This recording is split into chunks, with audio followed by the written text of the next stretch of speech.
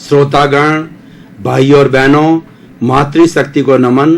Channel 24+ news के खास विशेष मनमोहक, हमको अच्छा इंसान बनाने वाला, सभ्यता देने वाला, शिक्षा देने वाला, जीवन की प्रेरणा देने वाला विशेष कार्यक्रम पुनरुत्थान में आपका हार्दिक स्वागत है, अभिनंदन है, सत्कार है। पुनरुत्थान का अर्थ होता है पुनर्जागरण, अवनति से उन्नति की ओर जाना, हमारा विकास करना। और इस कार्यक्रम में प्रतिदिन ऐसे ऐसे विषयों पर चर्चा की जाती है जिससे हमारी भारतीय संस्कृति के जो गिरते मूल्य है उनकी पुनर्स्थापना की जाती है।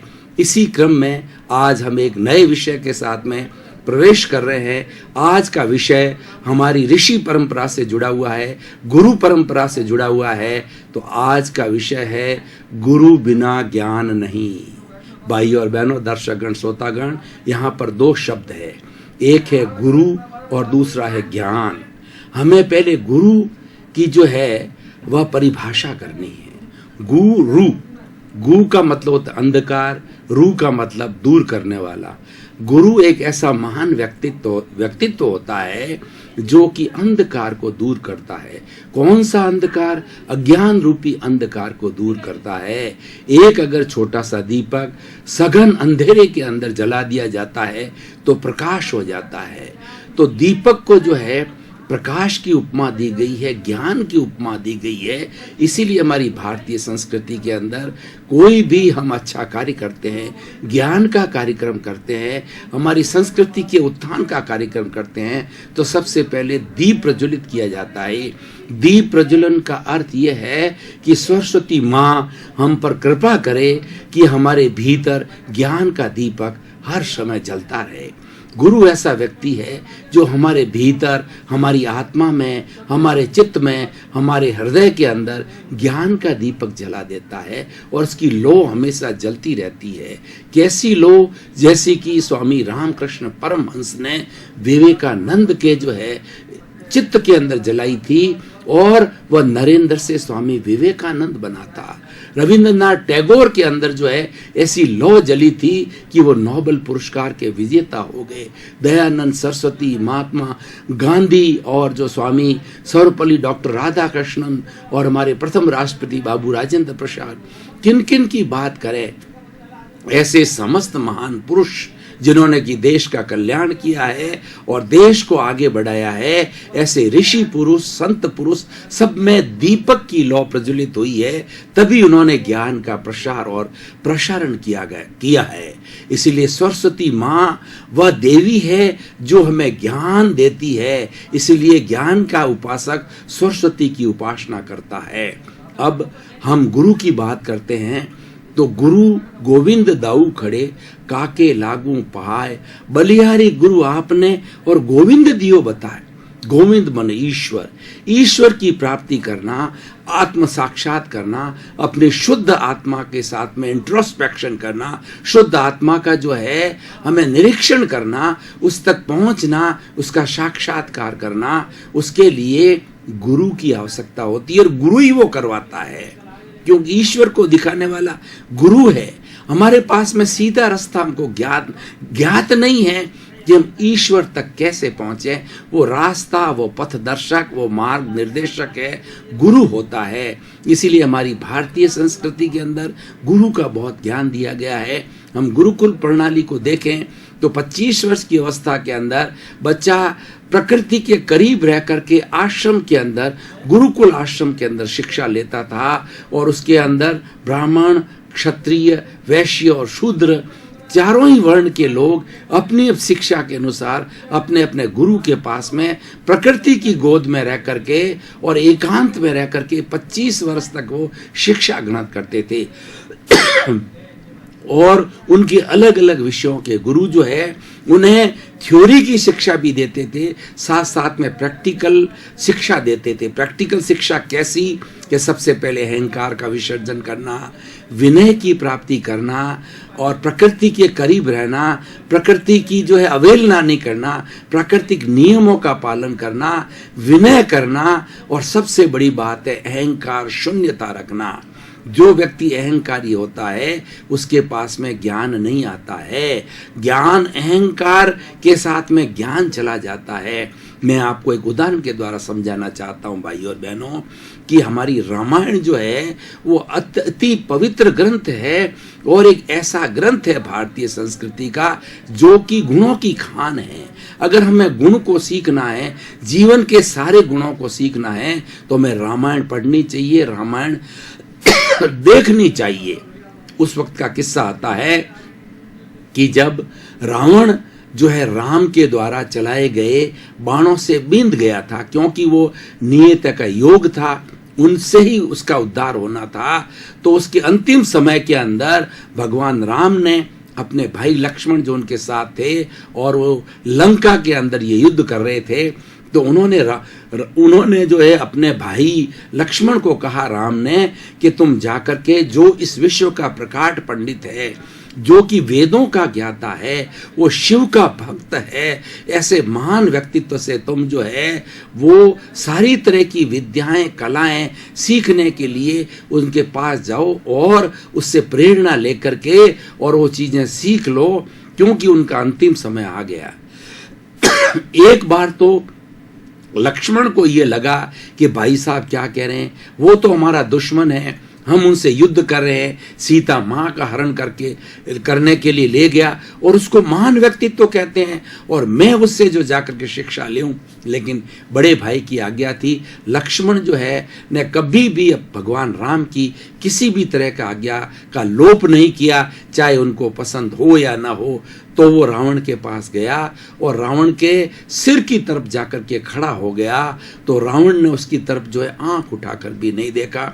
काफी देर तक खड़ा रहने के बाद में लक्ष्मण जी पुनः जो राम जी के पास में आ गए कि भैया वो तो मेरी तरफ आंख उठाकर भी नहीं देख रहे हैं। तो उन्होंने कहा कि तुम किस तरफ खड़े थे, कि मैं उनके सिर की तरफ खड़ा था। अब दूसरी बार जाओ, तुम रावण के पैरों की तरफ खड़े हो। जो पैरों की तरफ खड़े हुए और पैरों की तरफ खड़े होने का मतलब है कि विनय भाव का आना। और कोई व्यक्ति सिर सोए हुए व्यक्ति के सिर की तरफ जाके खड़ा होता है, इसका मतलब अहंकार की भावना आना, अपने को बड़ा मानना। तो जब पैरों के पास, इसीलिए हमारी ये प्रणाम की संस्कृति जो है वो अहंकार विसर्जन की संस्कृति है, आशीर्वाद प्राप्त करने की संस्कृति है। आशीर्वाद चरणों का स्पर्श करने से होता है और सिर पे आशीर्वाद दिया होता है। सिर का स्पर्श करने से आशीर्वाद लिया नहीं जाता है, पैर का स्पर्श करके आशीर्वाद लिया जाता है और सिर का स्पर्श करके आशीर्वाद बड़े लोग दिया करते हैं। तो वहां पर खड़े हुए लक्ष्मण, जो रावण ने लक्ष्मण की तरफ देखा और जब लक्ष्मण जी ने निवेदन किया, तो सारी घटना लंबी घटना है। निवेदन करने पर रावण ने बताया कि भैया मेरे अहंकार की वजह से स्थिति हुई है, मेरे पास सब तरह का ज्ञान है, शिव जी का मुझे वरदान है, वेदों का मैंने पाठ किया है, सारी प्रकांड पंडिता मैंने धारण की है, लेकिन एक अहंकार ऐसा अवगुण है जिसके कारण मैंने जो पवित्र माँ सीता का हरण किया और ऐसा दुष्कार्य किया। तो इसीलिए मैं तुम्हें सब बातों का संक्षेप में ये कहता हूँ कि जीवन में कभी भी अहंकार मत करना। ये अहंकार जो है वो नरक में डुबाने वाला है। आज जो कुछ भी मेरी गति हुई है अहंकार की वजह से हुई है। इसलिए भाइयों और बहनों, दर्शक गण, श्रोतागण, गुरु जो होता है हमारे सबसे पहले अहंकार पर चोट करता है। वो अहंकार को हर लेता है, अहंकार का विलय कर लेता है, अहंकार को हमारे चित्त से, प्राण से उड़ा लेता है। वो ही सच्चा गुरु होता है। इसलिए कहा गया है कि विद्या ददाति विनयम। विद्या के द्वारा, ज्ञान के द्वारा प्राप्ति क्या होती है? विनय की प्राप्ति होती है। विनय सबसे बड़ा गुण है और जिसे के अंदर विनय का गुण आ गया उसके पास में ज्ञान ऑटोमेटिकली आ जाता है, क्योंकि ज्ञान और विनय का जोड़ा है और अहंकार और अज्ञान का जोड़ा है। इसलिए भाई और बहनों, दर्शकगण, गुरु है, उसके बिना ज्ञान नहीं होता है। अब हम थोड़ी बात ज्ञान की कर लेते हैं। ज्ञान का बोलचाल की भाषा में बात होता है नॉलेज। दुनिया के जगत का सारी चीजों का जो है उसका पता लगाना वह एक ज्ञान है। ज्ञान दो तरह का होता है, एक तो भौतिक जगत का ज्ञान करना जिसमें असंख्य विद्याएं हैं, और एक आत्मा का ज्ञान करना, हमारे सेल्फ का ज्ञान करना, स्वयं की पहचान करना, सेल्फ रियलाइजेशन करना, मैं कौन हूँ, मैं कहाँ से आया हूँ, मुझे कहाँ जाना है, और ये ले जाने वाला कौन है, शाश्वत सत्य क्या है, शाश्वत सुख क्या है, ये जानकारी करना है। ये होता है आत्मज्ञान होता है, और ये सच्चा ज्ञान कहलाता है।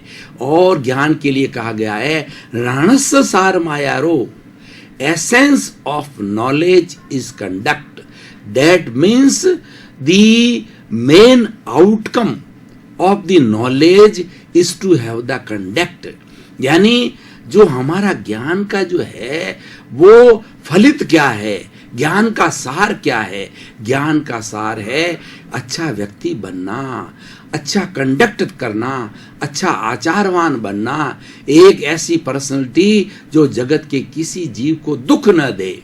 जीव को सबसे बड़ा आत्मा का ज्ञान यह है कि आत्मतुलावत, जैसी मेरी आत्मा है वैसी दूसरे की आत्मा को समझना, उसको मन से, वचन से, काया से, करने से, करवाने से, अनुमोदने से, जगत के छोटे बड़े 84 लाख जीवा योनि के किसी भी प्राणी को कष्ट न देना, कष्ट उसके कष्ट के बारे में सोचना ही नहीं, और खुद का बुरा भी नहीं सोचना है। ये सच्चा आत्मा का ज्ञान है, और यह ज्ञान गुरु देता है। इसीलिए कहा गया है कि गुरु बिना ज्ञान नहीं होता है। हमें हमेशा किसी न किसी गुरु के अंदर श्रद्धा रखनी चाहिए। और यह भी कहा गया है एक साधे सब सदे, और बिन साधे सब बिन साधे बिन सद जाए। यानी हमारा जो है वो साध्य एक होना चाहिए, हमारा इष्ट एक होना चाहिए। एक होने से हम उसके प्रति समर्पित होते हैं। तो हमें गुरु धारणा करनी चाहिए, ऐसे व्यक्ति को गुरु बनाना चाहिए जो कि हमारा अज्ञान रूपी अंधकार दूर कर सके। जैन दर्शन को मैं कोट करना चाहूँगा। जैन दर्शन के अंदर सम्यक दर्शन आता है, और जिस व्यक्ति को ने सम्यक दर्शन में राइट फेथ को प्राप्त कर लिया तो वो निश्चित रूप से मोक्षगामी होता है। ट्रिपल ज्वेल्स की बात कही गई है कि राइट फेथ, राइट नॉलेज और राइट कंडक्ट, सम्यक दर्शन, ज्ञान, चारित्राणी, मोक्ष मार्ग।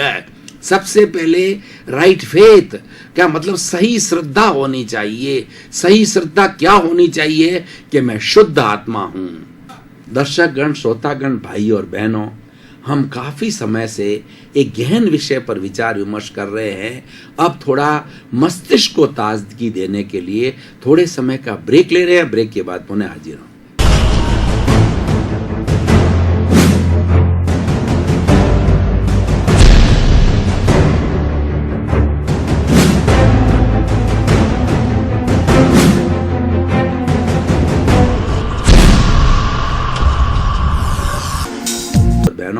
थोड़ा समय का हमने ब्रेक लिया। अब हम शारीरिक रूप से और मानसिक रूप से अपने आप को रिलैक्स्ड महसूस कर रहे हैं।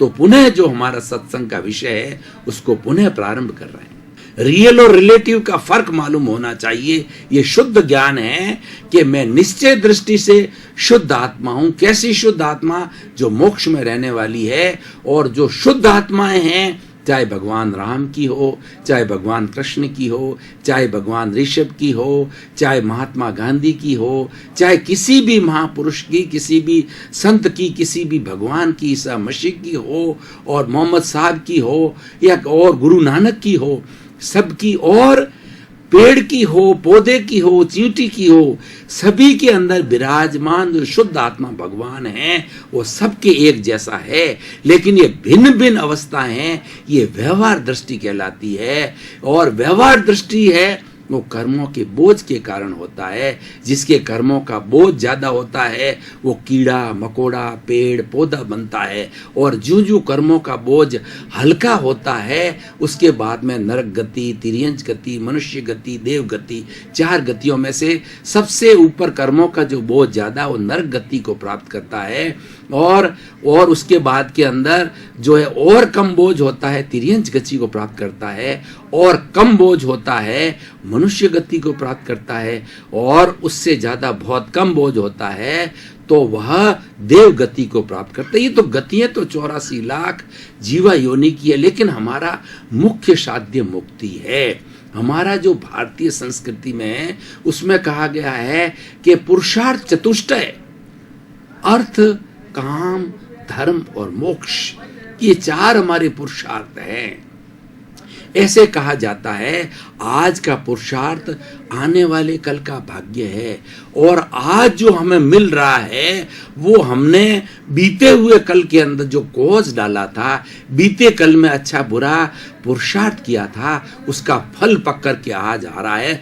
आज करेंगे इसका फल पक कर के आने वाला कल, यानी भविष्य कहिए, अगला जन्म कहिए, पुनर्जन्म कहिए, उसके अंदर फल की प्राप्ति होगी।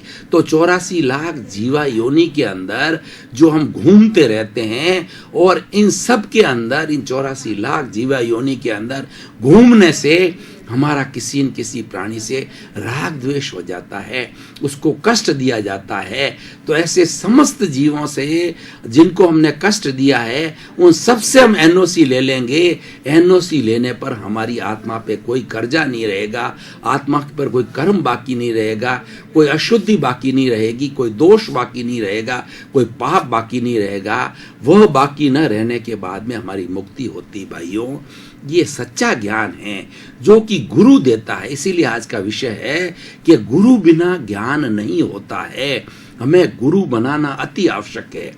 अब दूसरी बात मैं एक और कहता हूं कि कुछ ऐसे पहुंचे हुए साधक होते हैं कि जन्मजात गुरु होते हैं, तो वो अपने स्वयं के गुरु है।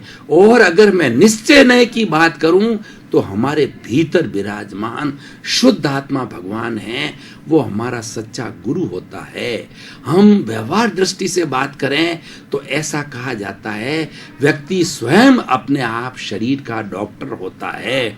हम दूसरों के डॉक्टर के पास जाते हैं, वो तो हमारी हिस्ट्री देख करके और उसके साथ साथ में हमारा जो लेबोरेटरी में टेस्टिंग है उसके निर्णय के आधार पर जो है वो डायग्नोसिस करता है। लेकिन हम सबको अपने आप पता चल जाता है कि मुझे कहाँ दर्द हो रहा है, और दर्द का कारण पता हो जाता है। हमारा जो आभा मंडल है जो कि हमारे सिर के चारों तरफ हमारे विचारों के द्वारा बनता है, ओरा बोला जाता है, जिसके अंदर 6 महीने पहले इसके अंदर हर घटना पहले इसके अंदर प्रकाशित हो जाती है। हमको मालूम पड़ती है कि मैं बीमार पड़ने वाला हूं, असाध्य बीमारी आने वाली है, मेरे अनिष्ट होने वाला है, मेरा अच्छा होने वाला है। क्यों? कि जो भीतर विराजमान हमारा गुरु है, शुद्ध आत्मा है, वो हमारा सच्चा गुरु है। शुद्ध आत्मा कैसा? अनबॉन्डेड, बिना कोई दोष किया हुआ।